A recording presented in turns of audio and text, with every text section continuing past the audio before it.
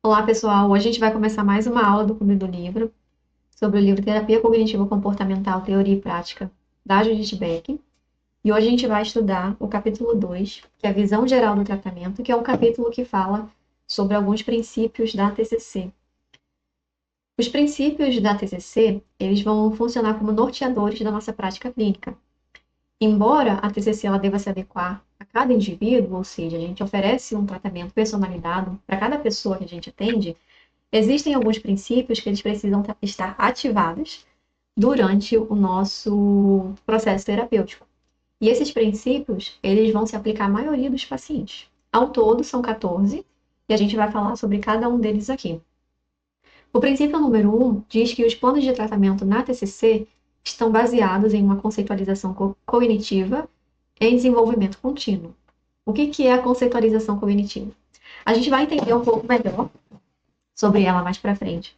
Mas a conceitualização é uma ferramenta que a gente começa a construir a partir ali da sessão de avaliação e ela nos ajuda a entender o funcionamento do paciente e nos ajuda também a elaborar o plano de tratamento. Tá um barulho de obra aqui, não sei se vocês estão ouvindo, mas parece que a obra está aqui bem na minha sala. Mas voltando. Então, a conceitualização é uma ferramenta que vai nos ajudar a entender o funcionamento do paciente e vai me ajudar a construir o plano de tratamento. À medida que a gente vai conhecendo melhor o paciente, entendendo melhor sua história, suas dificuldades, seus pensamentos, emoções, comportamentos, nós vamos alimentando essa conceitualização, que é uma ferramenta, que é um documento vivo. Então, a todo tempo, a gente vai estar ajustando essa conceitualização e, ao mesmo tempo, a gente também vai ajustar o tratamento no decorrer do processo terapêutico. Aqui, para a gente fazer uma boa conceitualização cognitiva, é muito importante que a gente saiba fazer boas perguntas, que envolvem saber fazer perguntas que sejam claras, que o paciente entenda, que sejam objetivas, né? Não faça com que o paciente vá lá na China e volte só para responder uma pergunta, e que também não induza uma resposta. Por quê? A gente vai construir essa conceitualização com base no relato do paciente. Então, é muito importante que a gente saiba fazer perguntas para que o paciente entenda e saiba me responder e eu consiga ter dados que façam sentido para a construção dessa conceitualização e, mais uma vez, me ajude a elaborar o plano de tratamento. Se eu faço perguntas que fiquem muito confusas para o paciente, ele vai me responder de uma forma confusa, isso vai interferir na conceitualização e vai interferir no plano de tratamento. Tá? Então, é muito importante que a gente tenha esse cuidado com as perguntas. Tá? No princípio número 2, diz que a TCC requer uma aliança terapêutica sólida. A aliança terapêutica é o vínculo que eu tenho com o paciente e ele comigo. E essa é uma das partes mais importantes dentro da TCC. Não existe tratamento que se sustente a longo prazo se não tiver um bom vínculo com o paciente e ele comigo. Quando existe confiança, colaboração, respeito, o paciente ele se sente mais seguro para falar sobre suas dificuldades e isso também ajuda com que ele coloque as estratégias em prática, né, da terapia. Eu atendo muitas demandas em sexualidade. Então, eu acredito que para uma pessoa buscar uma terapia sexual é mais difícil do que se ela fosse buscar uma terapia para uma ansiedade, para um humor deprimido. Muitos pacientes, quando eles chegam na sessão, eles têm tanta dificuldade que eles falam assim, ó, a relação terapêutica é uma das partes mais importantes. Sabe, aquela pessoa que quer falar, mas ela tem uma dificuldade tão grande que ela não consegue nem sequer abrir a boca para falar? E aí, no início, esse desconforto ele é muito comum. Mas à medida em que a gente vai construindo um vínculo com o paciente, quando eu o respeito, passo confiança, quando eu valido o paciente, quando eu mostro que eu compreendi, né, e falo que faz sentido ele sentir aquilo dentro daquele contexto, isso já ajuda a construir uma aliança terapêutica com o paciente. E à medida que a terapia, né, que o atendimento, o processo terapêutico vai andando, ele vai se sentindo mais confortável e se sente mais seguro para poder falar sobre as suas dificuldades ali. Então, a aliança terapêutica, o vínculo, é algo assim super importante dentro do processo terapêutico. No princípio número 3, diz que a TCC monitora continuamente o progresso do cliente. Lá na aula 1, no capítulo 1, eu falei um pouco sobre os objetivos terapêuticos, né? Assim, bem de maneira breve. Se você não assistiu, acho que vale a pena você começar o Clube do Livro por lá, tá? Os objetivos terapêuticos ou metas terapêuticas, eles não são à toa. Quando o paciente tem objetivos, né? Quando eu ajudo o paciente a construir objetivos, eles têm alguns objetivos, que é o quê? Me dá uma direção de onde o paciente quer chegar. Quando eu sei onde o paciente quer chegar com a terapia, eu planejo o tratamento conforme esses objetivos.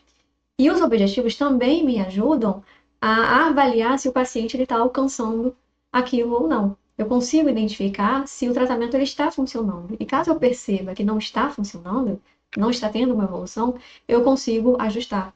Mas para que isso aconteça, eu preciso ter objetivos, metas terapêuticas muito bem definidas para que a gente tenha um lugar para chegar e que também me dê a oportunidade de avaliar e monitorar o progresso do paciente. Então, assim eu consigo monitorar se a gente está alcançando esses objetivos com a terapia. No princípio número 4, diz que a TCC é culturalmente adaptada e adapta o tratamento ao indivíduo. Embora a gente utilize técnicas que sejam baseadas em evidências, a forma de aplicá-las é adaptada à realidade de cada paciente, considerando sua cultura, valores, crenças, identidade, contexto familiar, religião, condições socioeconômicas e objetivos. E isso torna a terapia mais relevante, respeitosa e eficaz.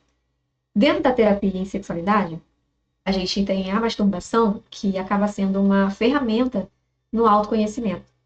E é muito utilizada quando tem uma paciente que tem dificuldade de chegar ao orgasmo. Então, a gente usa a masturbação como uma forma de autoconhecimento do corpo, para que a paciente ela consiga chegar ao orgasmo sozinha, para depois ela tentar com o parceiro ou a parceira. E aqui dentro disso vai existir algumas limitações com alguns pacientes, às vezes por conta da religião, por exemplo. Então vai ter religião que não vai permitir que a paciente se toque, mas é permitido que o parceiro da paciente a toque, né? E aí, nesse caso, a gente precisa adaptar o tratamento para essa paciente, conforme aquilo que é importante para ela, como a religião. Eu jamais posso falar, não, mas a masturbação, ela é baseada em evidências, né? Você tem que se tocar, você tem que aprender a chegar ao orgasmo sozinha. Quando eu faço isso, eu ignoro aquilo que é importante para ela. Eu jamais posso falar assim, não, mas não é pecado, masturbação não é pecado. Isso é coisa que foi construída socialmente. Jamais, né? Então, dentro do plano de tratamento na TCC, o tratamento ele é personalizado e a gente precisa adaptar o tratamento conforme aquilo que é importante para o paciente, né? Conforme sua cultura, suas crenças, sua religião, enfim. E isso torna a terapia respeitosa e eficaz. Porque se eu falo para a paciente que ela pode sim se masturbar porque não é pecado e que se dane a religião dela, talvez isso torne uma pedra no nosso caminho. E isso, inclusive, pode influenciar no vínculo terapêutico, porque eu vou estar ignorando tudo aquilo que é importante para a paciente, tá? Então, é muito importante que a gente leve tudo isso em consideração ali durante os nossos atendimentos. No princípio número 5, diz que a TCC enfatiza o positivo. A gente falou sobre, na primeira aula, né, no capítulo 1, sobre a CTR, que foi inclusa nessa terceira edição, que antes a gente trabalhava somente as questões negativas, né, aquilo que gerava sofrimento. E nessa nessa terceira edição, foi incluída a terapia orientada à recuperação, que é onde a gente também conceitualiza aspectos positivos. Então, além da gente trabalhar as dificuldades, a gente também ajuda o paciente a reconhecer suas conquistas, suas habilidades e estratégias que já funcionaram. Muitas vezes, quando o paciente ele aparece na terapia com uma dificuldade, a gente não só avalia estratégias que são disfuncionais, a gente também avalia aquelas estratégias que são funcionais, que ajudam o paciente de alguma forma, porque isso pode servir de recurso para a terapia, né, durante ali o plano de tratamento. Então, quando eu avalio essas estratégias que são funcionais, eu posso usar essas estratégias até para me ajudar com que o paciente alcance os objetivos terapêuticos, tá? Valorizar esses aspectos que são positivos, né? As coisas que funcionam, todos os aspectos que são positivos, aumenta a motivação, fortalece a autoconfiança e favorece o processo de mudança. Porque muitas vezes o paciente ele chega só com as dificuldades. Lembra que às vezes o paciente ele tem um pensamento, ele tem uma interpretação de uma situação em que ele vê assim, e às vezes tem coisas que estão funcionando e ele está ignorando, né? Então isso também ajuda a fortalecer a autoconfiança, favorece o processo de mudança, porque isso tira ele um pouco daquela visão restrita, negativa, e a gente consegue ampliar e enxergar todo o resto. Então, enfatizar os aspectos positivos e conceitualizar também aspectos positivos pode nos ajudar durante o tratamento, inclusive. No princípio número 6, diz que a TCC enfatiza a colaboração e a participação ativa. Na TCC, terapeuta e paciente trabalham em parceria. Quando o paciente aparece na primeira sessão, eu sempre sou muito claro com os pacientes ali na primeira sessão. E eu sempre falo que o processo terapêutico é um trabalho em equipe. É 50% eu, 50% ele. Eu venho com o conhecimento da teoria, né? E ele vem com o conhecimento da sua própria vida e precisa ter disposição também para ir atrás dessa mudança que ele deseja. E eu uso até o exemplo de que a terapia ela funciona que nem o trabalho de um nutricionista ou de um personal. Um nutricionista, na primeira consulta, o que ele faz? Ele vai te avaliar, ele vai tirar suas medidas, vai ver seu peso, vai perguntar como é que é a sua alimentação hoje, vai perguntar se você gosta de alguns alimentos, quais são os alimentos que você não gosta, vai pedir exames para saber, né, se tem alguma deficiência de vitamina, enfim. Então, ele vai avaliar como é que está o contexto da sua alimentação hoje e vai fazer alguns ajustes, né? Vai ajustar ali a sua alimentação, os horários, as quantidades, enfim. Você passou da porta para fora, a responsabilidade é sua, o trabalho dele ele já fez, né? Você tem que fazer o quê? Ir no mercado, ou às vezes cozinhar, ou, né, selecionar os alimentos para alguém cozinhar, se tiver alguém cozinhando para você, nossa, meu sonho, inclusive. E é você quem vai escolher a comida que você vai comer. Então, assim, para que o trabalho do nutricionista funcione, o nutricionista faz sua parte, o paciente, né, a pessoa faz a sua parte para que juntos vocês tenham para que juntos você alcance ali um objetivo. Pode ser emagrecimento, aumento de massa muscular, aumento de peso, enfim. A terapia é a mesma coisa, né? Eu venho com conhecimento da teoria, faço avaliação, passo para o paciente sobre o funcionamento dele e como que a gente pode mudar aquilo, pergunto se faz sentido, e aí, da porta para fora, meu amor, quem vai viver a vida dele é ele, né? Ele precisa colocar em prática tudo aquilo que foi conversado aqui, lá fora, na vida real, né? Para que a gente consiga uma evolução, para que ele consiga alcançar seus objetivos. Então, a terapia, ela depende desse trabalho em parceria, né? O paciente participa ativamente do tratamento, também ajuda a definir os objetivos, realizando exercícios e aplicando as estratégias aprendidas no dia a dia. Então, tudo aquilo que a gente conversa aqui, o paciente ele vai ser ativo tanto aqui dentro da sessão, até mesmo nas escolhas de estratégias, né? Na definição de objetivos, como também colocar em prática as estratégias que foram aprendidas lá no dia a dia. Quanto maior esse envolvimento, maior são as chances de alcançar mudanças que sejam duradouras. É aquilo, o paciente precisa ter disposição, né, para poder ir atrás dessa mudança. Então, a colaboração e a participação ativa é super importante durante ali o processo terapêutico. No princípio número 7, diz que a TCC é aspiracional, baseada em valores e orientada para objetivos. Dentro da TCC, o tratamento ele é direcionado para aquilo que é importante para o paciente e não para o profissional, né? Então, por exemplo, dentro do tratamento de depressão, em alguns casos a gente vai usar a ativação comportamental, que é basicamente fazer com que o paciente ele recupere coisas que eram prazerosas antigamente, né? Porque dentro da depressão é muito comum a anedonia, quando o paciente ele começa a perder prazer por algumas coisas e ele vai ficando inativado, vai ficando com um comportamento inativado. E dentro dessa ativação comportamental a gente recupera essas coisas que antes geravam prazer, para que ele traga de volta para a vida. E aqui, nesse ponto, é muito comum alguns profissionais fazer a ativação comportamental baseada naquilo que é importante para o profissional e não para o paciente. Então, eu penso assim, se eu gosto de ir para a praia, Então, eu vou passar uma atividade de ativação comportamental para ele ir para praia, porque ir para praia é tão bom. Quem é que não gosta de ir para praia? Às vezes o paciente nem gosta de praia, né? Minha mãe, por exemplo, odeia areia, do aspecto da areia. Ela não suporta. Aí eu vou, alguém atende, minha mãe fala, não, vamos fazer ativação comportamental e passo para ela ir na praia. Ficar uma horinha lá na praia. Vai odiar, não vai dar certo. Então, o tratamento, ele precisa ser direcionado para aquilo que é importante para o paciente e não para o profissional. É porque, comer sushi é tão bom, então eu vou passar para o paciente num sushi, ou pedir um sushi e comer utilizando a atenção plena. Quem que não gosta de sushi? Tem gente que não gosta, né?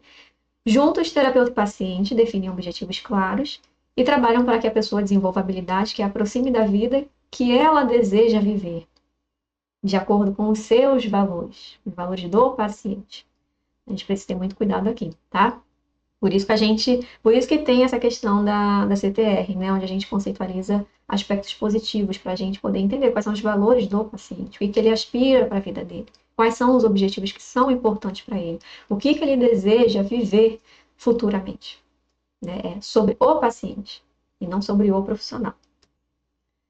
No princípio número 8, diz que a TCC inicialmente enfatiza o presente. O foco inicial aqui é compreender os problemas que estão acontecendo na vida do paciente hoje e como elas afetam o seu dia a dia. Na primeira sessão, principalmente, né, na sessão de avaliação, é muito importante em que a gente investigue sobre a sua queixa, né, que a gente colha o máximo possível de informações sobre a queixa.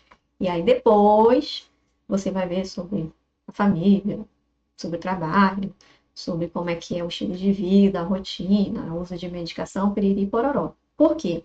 Geralmente, na terapia, os pacientes eles acabam procrastinando muito para poder buscar terapia. Isso acontece muito quando a demanda é em sexualidade, né? Ainda mais a sexualidade que é rodeada de tabus. Então, os pacientes acabam deixando assim, é o último recurso, é a terapia sexual. Então, geralmente isso acontece depois de um momento muito difícil, onde eles percebem que eles não aguentam mais viver daquela forma e eles buscam terapia. Então, nessa primeira sessão, na sessão de avaliação, o paciente ele chega com aquilo muito fresco, digamos assim, né? Com muito sofrimento, com sentimentos de culpa. É como se aquela queixa ela estivesse muito viva. Então, é muito importante que a gente use esse momento para poder recolher o máximo de informações possíveis. Porque depois a tendência é que as coisas vão melhorando, né? Então, primeiramente a gente foca na queixa e depois a gente vai investigar outras questões. É importante também a gente ver, investigar experiências do passado, rotina de vida, o uso de medicação, enfim, né? Mas é importante que nesse primeiro momento a gente entenda como aquela queixa está acontecendo ali, né, nesse momento, tá? Experiências do passado também podem ser exploradas, mas principalmente quando ajudam a entender as dificuldades atuais e orientar o tratamento. Então, a gente pode, sim, investigar o passado do paciente, porque isso nos ajuda a entender como é que isso foi evoluindo ao longo do tempo e o que aconteceu, o que fez com que ele chegasse aqui. E, inclusive, nos ajuda a orientar o tratamento, tá? Mas a dica é, primeira sessão, primeiro contato com o paciente ali na videochamada presencial, sempre comece pela queixa, porque isso vai estar mais vivo, né, digamos assim. No princípio número 9, diz que a TCC é educativa. Então, dentro do processo terapêutico, o paciente aprende sobre como seus pensamentos, emoções e comportamentos se relacionam e influenciam o seu bem-estar, que nada mais é do que um modelo cognitivo.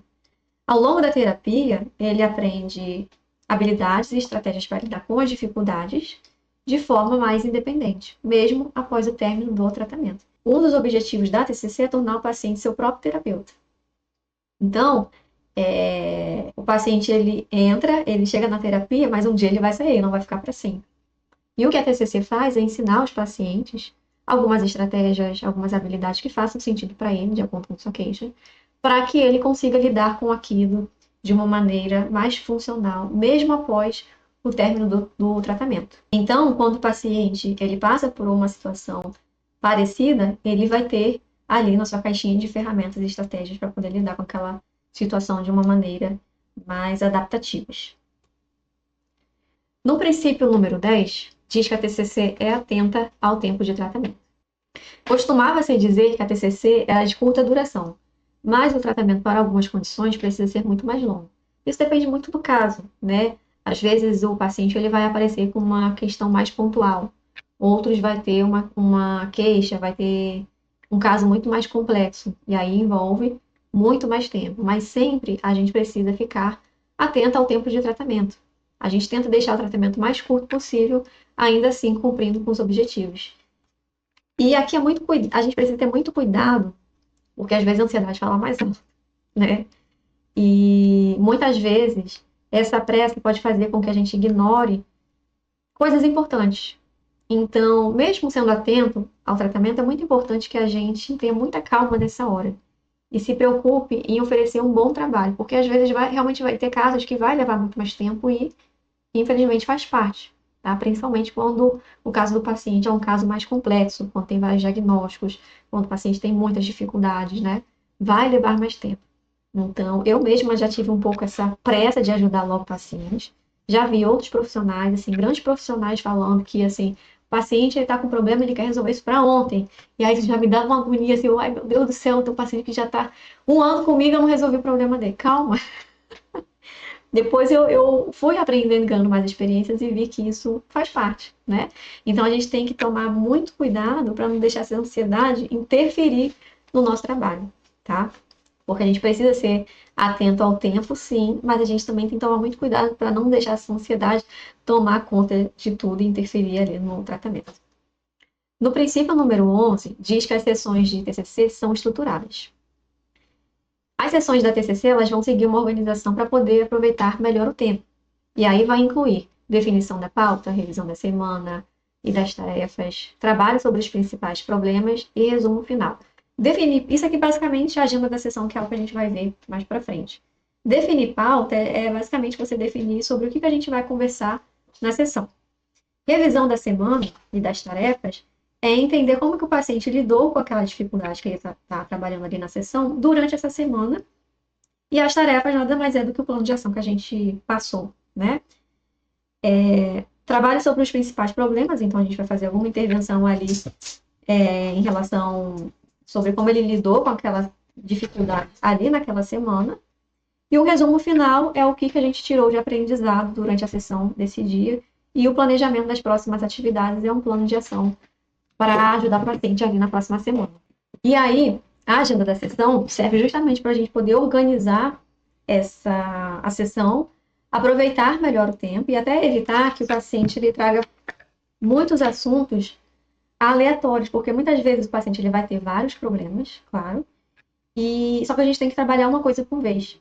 E muitas vezes a gente vai precisar de mais de uma sessão para poder trabalhar uma dificuldade ali específica. Então, isso daqui nos ajuda a manter o foco, né? Só que, o que acontece? Às vezes o paciente, eu acho que isso varia muito de profissional para profissional. Às vezes o paciente, a gente vai estar trabalhando uma demanda específica, e aí acontece de numa sessão ele trazer uma coisa assim, nada a ver. Ele está trabalhando aqui a questão do trabalho, e ele traz coisas do relacionamento. Tem pessoas que, durante essa definição da agenda da sessão, reservam alguns minutos para falar sobre aquele tema ali do relacionamento e depois a gente voltar para o que a gente estava trabalhando antes. Eu, particularmente, às vezes eu acho que 10 minutos é muito pouco.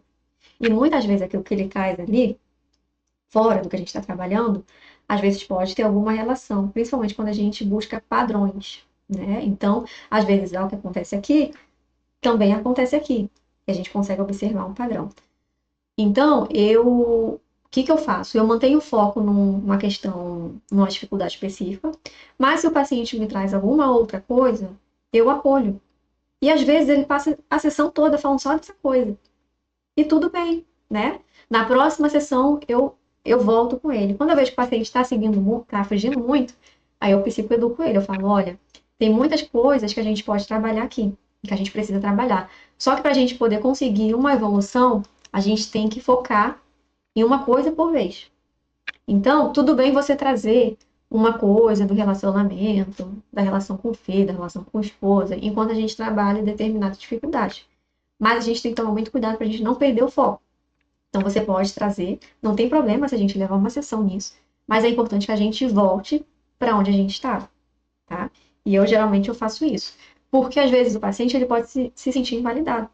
E tem gente que às vezes tem aquela necessidade de falar, de desabafar. E que às vezes só o fato dela falar e desabafar ali já traz uma melhora. Já, tipo assim, tirei um peso das costas. Traz essa sensação. Então, eu não sou rígida com isso. Eu mantenho o foco, mas se o paciente precisar uma vez ou outra de uma sessão inteira para falar do cavalo do Zezinho que mora na esquina, eu vou te contar a história e vou acolher. E aí depois a gente volta pro foco. Tá? Então aqui cada pessoa trabalha de um jeito. Eu sei que tem profissionais que reservam 10 minutos, 15 minutos, 30 minutos, sei lá. Eu particularmente, às vezes, eu acho pouco. Então eu sou um pouco mais flexível, mas mantenho tento manter o foco, né, daquela dificuldade que a gente estava trabalhando. E toda vez que o paciente traz um assunto, eu acolho, faço alguma intervenção e aí a gente volta para onde a gente está, né? E ao mesmo tempo eu vou psicoeducando o paciente em relação a isso, para ele não achar, né, que eu estou invalidando, enfim, eu sempre explico como é que funciona esse processo da terapia. No princípio número 12, diz que a TCC utiliza a descoberta guiada e ensina os clientes a responderem às suas cognições disfuncionais. Cognições são o quê? Pensamentos, crenças e interpretações, lembra? Dentro da TCC, a gente tem o questionamento socrático, né? Que é basicamente a gente questionar o paciente quando ele traz algumas falas que de alguma forma apresenta alguma rigidez. O questionamento socrático, ele não é só eu questionar o paciente. Eu sempre vou ter um objetivo com o meu questionamento com o paciente. E um objetivo central é justamente fazer com que o paciente amplie sua perspectiva, né? Isso depende muito também do que o paciente faz. Então, a forma que eu questiono o paciente depende muito do que ele traz como fala, porque eu vou basear o meu questionamento em cima da fala dele, né? E aqui, como a gente tem o objetivo de ampliar a perspectiva do paciente, é muito comum alguns profissionais dizer ao paciente o que ele deveria pensar. E dizer ao paciente o que ele deveria pensar ou olhar para uma determinada situação não é descoberta guiada. Tem até um outro nome, que é descoberta... Ai, gente, eu esqueci qual é o nome. Mas isso vai estar no livro de... Eu nem sei onde é que está o livro. De questionamento socrático. Fala sobre isso, aquele livro roxinho. Calma aí que eu vou pegar ele. Eu esqueci o termo, mas eu acho que é descoberta fornecida. Eu não estou achando aqui. Eu estava procurando o termo aqui, mas eu não me recordo. Mas eu acho que é descoberta fornecida. A descoberta guiada é totalmente diferente da descoberta fornecida. É muito comum, durante um questionamento, eu já dizer para o paciente o que ele precisa pensar, né? Isso é uma descoberta fornecida. Dentro do questionamento socrático, a gente utiliza a descoberta guiada. A gente guia o paciente a fazer essa descoberta, a fazer essa ampliação da perspectiva por si só. E a gente faz isso por meio de perguntas e reflexões, que ajudam o paciente a examinar seus pensamentos, a avaliar se eles correspondem à realidade e encontrar formas mais equilibradas e úteis, mais adaptativas, de interpretar as situações. Então, a gente utiliza a descoberta guiada para que eles respondam às suas cognições disfuncionais. No princípio número 13, diz que a TCC inclui planos de ação. Planos de ação, antigamente se chamava de tarefa de casa, mas o nome passava muito a ideia de coisa de escola, de dever de casa, né? E aí, muitas vezes, não era muito bem visto pelos pacientes. Então, mudou-se o nome para plano de ação. Que, basicamente, é como se a gente fosse... Os planos de ação, eles têm os objetivos de estender a terapia para além daquela sessão de 50 minutos. Então, a gente trabalha uma demanda específica e, em cima disso que a gente trabalhou, dentro da sessão, a gente define um plano de ação, que é uma forma do paciente botar aquilo que a gente conversou ali na sessão, que ele coloque em prática na vida real, durante essa semana. Então, a gente entende que compreender o problema é importante, mas agir também é. Porque muitas vezes, nesse agir, que a gente vai conseguir fazer com que o paciente consolide essa aprendizagem. Às vezes, acontece do paciente já chegar na terapia sabendo que ele tem uma visão ampliada da situação, digamos assim, né? Ao invés de uma visão rígida. Só que ele não consegue agir diferente, né? E aí que tá. A gente ajuda o paciente a como que ele pode agir diferente ali no seu dia a dia para que ele tenha outros desfechos, né? Para que ele tenha mudanças, para que ele tenha desfechos positivos. Por isso, terapeuta e paciente definem plano de ação com atividades práticas, que é justamente para ele botar em prática fora da terapia, para serem realizadas entre as sessões.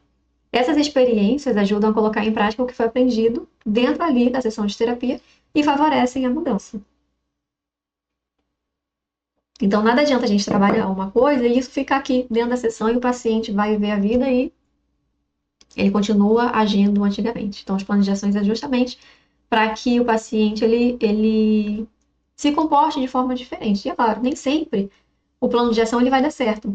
Às vezes o paciente ele não vai conseguir colocar o plano de ação em ação, né? E aí, quando o paciente retorna, a gente consegue fazer alguns ajustes. A gente busca entender o porquê que ele não conseguiu fazer aquele plano de ação e a partir daí a gente ajusta para que isso se torne possível para ele. O princípio número 14 diz que a TCC utiliza uma variedade de técnicas para mudar o pensamento, o humor e o comportamento. Humor, emoção. Dentro da TCC, realmente, a gente tem muitas técnicas. Muitas mesmo, assim, uma infinidade de técnicas. Você fica perdido. Tem um livro, deixa eu pegar aqui, que ele é de técnicas de terapia cognitiva. Só tem técnicas cognitivas, que trabalham as cognições. E olha o tamanho. Às vezes você não vai usar, tipo, nem isso aqui do livro. Entendeu? Então, assim, tem muitas técnicas. E às vezes a gente fica perdido, porque olha aqui, olha o tanto de técnica, né? Só que, mais importante que isso, de ter muitas técnicas, a gente precisa sempre ter um objetivo por trás disso. Qual é o meu objetivo com essa técnica, né? E elas precisam ser escolhidas de acordo com as necessidades e o objetivo de cada pessoa. Então, eu preciso escolher uma técnica e ter um objetivo. Aonde eu quero chegar com essa técnica? Então, a gente precisa ter isso muito bem claro na cabeça. E é isso, gente. Esse foi o último princípio. Eu agradeço quem ficou até aqui. Se inscreva no canal. Ative as notificações. Eu não botei esse negócio de notificações aqui, mas é importante que você ative as notificações no sininho, porque toda vez que eu postar um vídeo, você vai receber a notificação. Então, como eu ainda não tenho, assim, toda terça eu vou postar, né? Porque a vida aqui, meu amor, é altos e baixos. Então, tem dias que dá, tem dias que não dá. E se eu botar um negócio de toda terça e eu não conseguir seguir, eu vou desistir. Então, eu não botei, porque eu vou fazer conforme aqui as brechas que eu tenho, né? Então, ative as notificações para você receber. Logo assim que eu postar o vídeo, você vai receber a notificação de que mais um vídeo entrou no canal. Curta se você gostou do conteúdo, se você achou que foi útil, isso ajuda a chegar a outras pessoas. E me siga no Instagram, @psidanisouza. Lá eu abordo mais questões em relação à sexualidade, mas eu também abordo outras coisas, falo um pouco da minha rotina, mostro os bastidores. É algo mais humanizado, assim, um pouco diferente aqui do YouTube. Então, se você quer conhecer um pouco mais sobre o meu trabalho, será muito bem-vindo por lá. É isso, gente. Até o próximo encontro.